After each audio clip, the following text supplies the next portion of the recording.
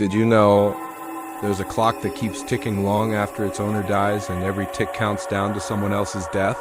In 1954, an elderly watchmaker named Elias Grayson built a strange wooden clock for his wife, hand-carved, meticulously designed. But it had one unsettling feature. It had no hands. Only a slow, rhythmic ticking, endless, unchanging. When his wife passed away, the clock became silent for the first time.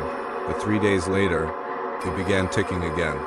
On its own, except now, the ticking didn't match any known rhythm. It was slower, heavier, almost like a heartbeat. Visitors claimed the clock felt alive.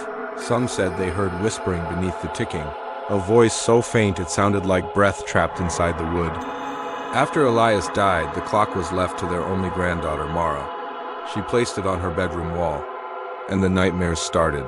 Every night she dreamed of dark hallways, of someone calling her name, of a shadowy figure tracing its fingers along the ticking clock.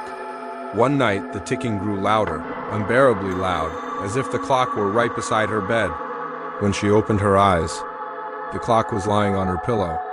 No one else was in the room. No one else had touched it. Mara called a historian to examine it. He discovered something chilling. The carvings weren't decorative. They were dates. Dozens of them.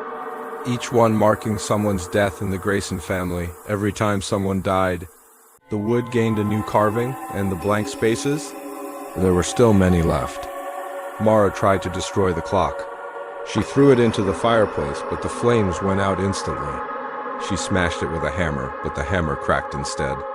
She buried it in the woods, yet the next morning, it was back on her bedroom wall, ticking, louder, faster. Then one night the ticking stopped, completely. At that exact moment, Mara's phone rang. A relative had passed away. When she returned to her room, the clock had a fresh carving, the date of the death, perfectly etched, still warm.